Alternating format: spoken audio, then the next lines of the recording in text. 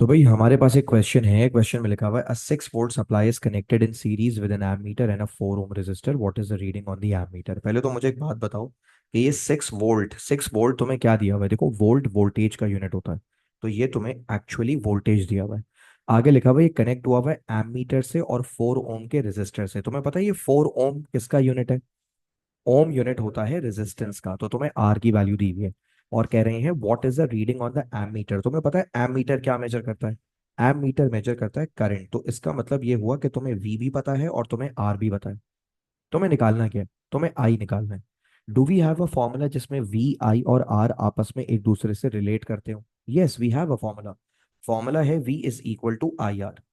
आप वी की जगह क्या सब्स्टिट्यूट करेंगे? सवाल पे देखें, आपको वोल्टेज 6 वोल्ट दिया हुआ है। करंट आपको निकालना है, करंट आपको नहीं पता, तो करंट की जगह आप आई एज इट इज रहने दें।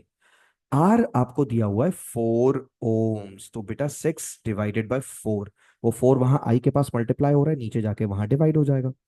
तो 6 डिवाइडेड बाय 4 आई का आंसर आ जाएगा। कैलकुलेटर निकालें और बताएं 6 डिवाइडेड बाय 4 कितना होता है।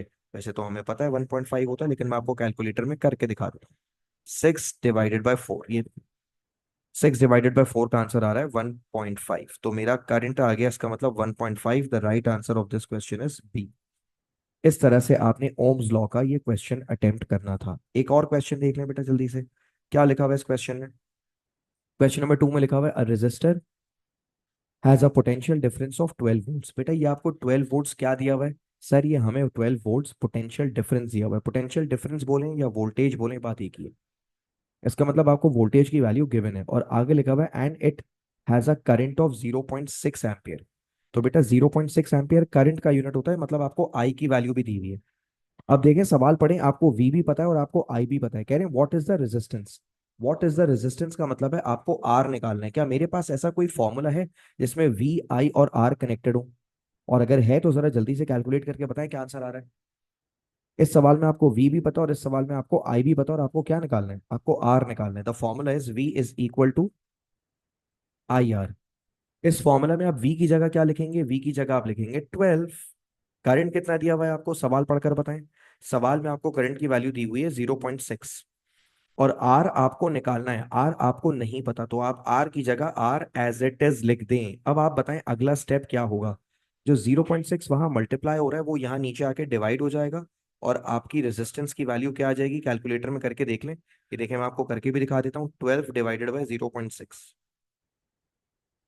12 डिवाइडेड बाय 0.6 किया तो जवाब आ रहा है 20 ओम्स। तो इसका मतलब इस रजिस्टर की रेजिस्टेंस है 20 ओम्स। इस तरह से आपने ये क्वेश्चन अटेम्प्ट करना था। आइए मैं आपको उसका अगला क्वेश्चन भी करवाता हूँ। अगला क्वेश्चन क्या लिखा हुआ है जरा पढ़े। अगला क्वेश्चन बड़ा मजे का है, थोड़ा सा ट्रिकी है लेकिन इतना मुश्किल भी नहीं है। लिखा हुआ है the circuit shown is switched on for 1 minute. आपने सर्किट को 1 मिनट के लिए ऑन किया। Switched on for 1 minute. ये 1 मिनट आपको क्या दिया हुआ है? ये 1 मिनट आपको टाइम की वैल्यू दी हुई है। You have been given time. कह रहे हैं how much charge passes through the 3 ohm resistor. बताएं कितना चार्ज पास होगा 3 ओम के रेजिस्टर में से। अब एक बात बताओ मुझे, कितना चार्ज पास होगा का क्या मतलब है? What does this mean? यहाँ पर क्या लिखा हुआ है और इसका मतलब क्या है? देखो यार, मुझे क्यू पता है, मुझे आर पता है, मुझे टी पता है। चार्ज निकालना है। अच्छा, मुझे एक और चीज भी पता है, वोल्टेज। बच्चों यहाँ पर मैं एक टेक्निक लगाऊंगा और ये टेक्निक मैं चाहता हूँ आप सारे बच्चे मेरे साथ गौर से देखें और ऑब्जर्व करें। पहले तो बताओ क्या मुझे वी और आर पता है? Do I know V and R? मैं एक काम करता हूँ, फॉर्मूला लगाता हूँ, V is equal to I R. देखो वोल्टेज की वैल्यू मुझे सर्किट में कितनी दी हुई है, कितने वोल्ट की सप्लाई लगी हुई है, देख के बताओ। चैट पे बताओ जल्दी से, कितने वोल्ट की सप्लाई है मेरे पास? मेरे पास है 6 वोल्ट की सप्लाई। और करंट मुझे इस वक्त मालूम नहीं है, हाँ, लेकिन मुझे एक चीज मालूम है, रेजिस्टेंस। कोई मुझे जल्दी से देख के बताएगा कितनी रेजिस्टेंस है मेरे पास?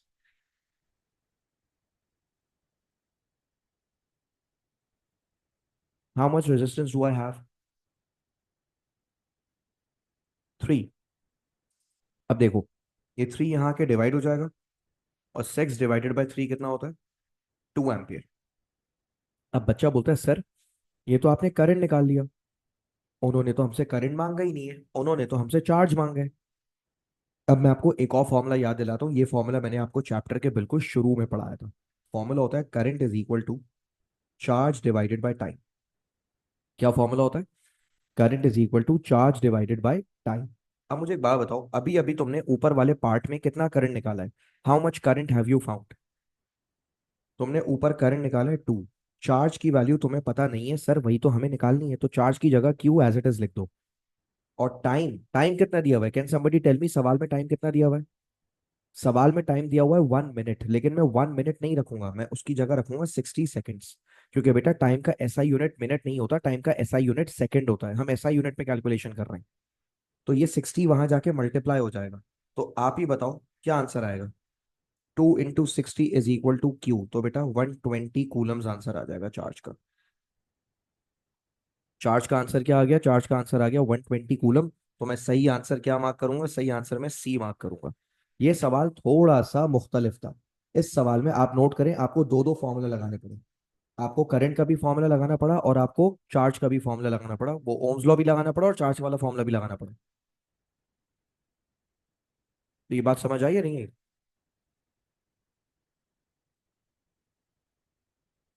इस सवाल में पहले मैंने वी और आर की मदद से आई निकाला, और फिर मैंने आई और टी की मदद से क्यू निकाला। तो this is how this question was to be attempted. I hope ये क्वेश्चन आपको समझ आ गया होगा। Give me a yes if the question is clear.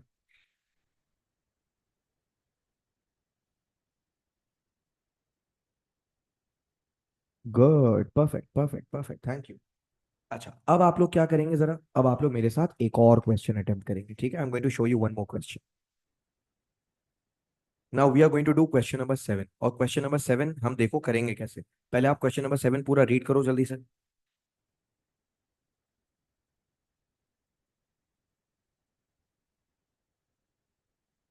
Read question number 7 जल्दी से।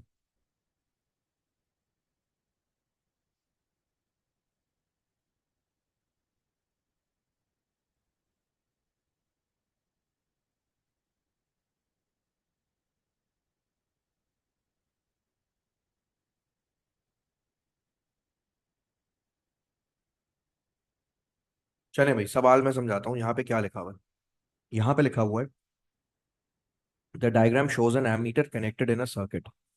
आपको भी पता है एमीटर करंट मेजर करता है। एमीटर क्या मेजर करता है? एमीटर करंट मेजर करता है। ये जो 10 वोल्ट है ना, 10 वोल्ट, ये आपको वोल्टेज की वैल्यू दी हुई है। और ये जो 2 किलो ओम है, ये आपको रेजिस्टेंस की वैल्यू दी हुई है।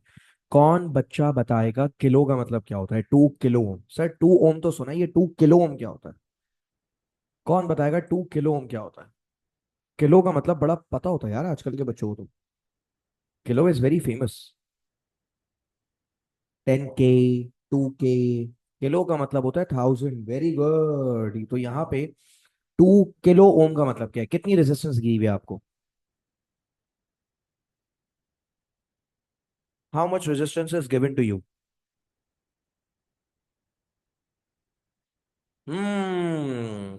यहाँ पे तुम्हें एक्चुअली रेजिस्टेंस की वैल्यू दी हुई है 2000 ओम। देखो किलो का मतलब ना 1000 होता है, तो कभी कभार हम 2000 ओम्स बोलने के बजाय शॉर्ट में 2 किलो ओम्स भी बोलते हैं। अब देखो, तुम्हें वी भी पता है और आर भी पता है, तुम्हें आई निकालना है। Do I have a formula?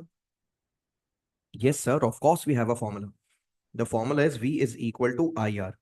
तो आप मुझे बताओ वोल्टेज की वैल्यू कितनी गिवन है आपको? सर हमें वोल्टेज की वैल्यू गिवन है 10। और बेटा करंट की वैल्यू कितनी गिवन है? सर हमें करंट की वैल्यू गिवन है, ओ सॉरी, करंट तो सर हमें गिवन ही नहीं है, करंट तो हमें निकालना है। और हमें रेजिस्टेंस की कितनी वैल्यू गिवन है? सर हमें रेजिस्टेंस की 2000 ओम्स की वैल्यू गिवन है। अब देखें 2000 यहां पर आकर क्या हो जाएगा, 2000 यहां पर आकर डिवाइड हो जाएगा, करंट की वैल्यू क्या आएगी जल्दी से बताओ? What value of current are you going to get? 10 divided by 2000 का जवाब क्या आ रहा है? जवाब आएगा 0.005 एम्पियर। मैं आपको करके दिखा देता हूँ, ये देखें 10 डिवाइडेड बाय 2000, कैलकुलेटर खोला, 10 डिवाइडेड बाय 2000, क्या आंसर आ रहा है पढ़ के बताएं? 10 डिवाइडेड बाय 2000 का आंसर आ रहा है 0.005।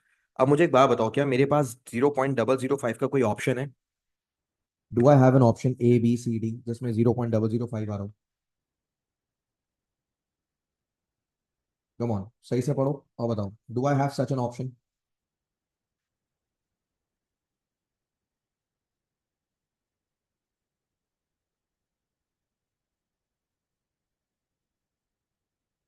अब बच्चा बोलता है सर हमारे पास तो 0.005 का कोई ऑप्शन ही नहीं है। अब मैं आपको एक ट्रिक बताता हूँ, आप नोट करो, मुझे मिली एम्पेयर में भी कुछ आंसर्स दिए हैं।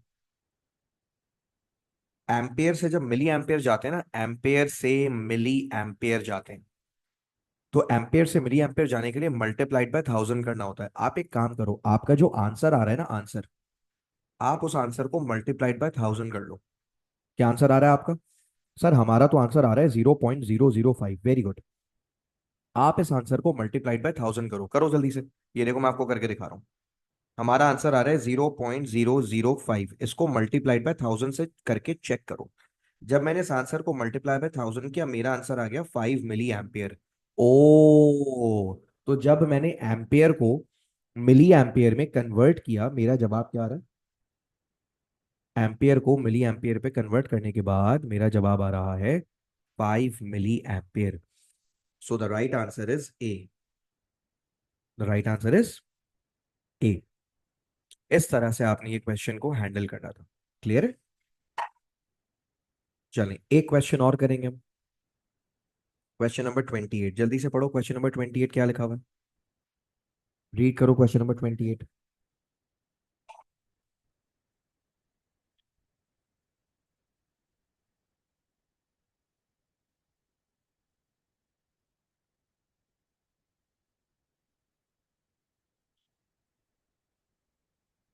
क्वेश्चन नंबर 28 में तुम्हें कौन सा मीटर दिया हुआ है?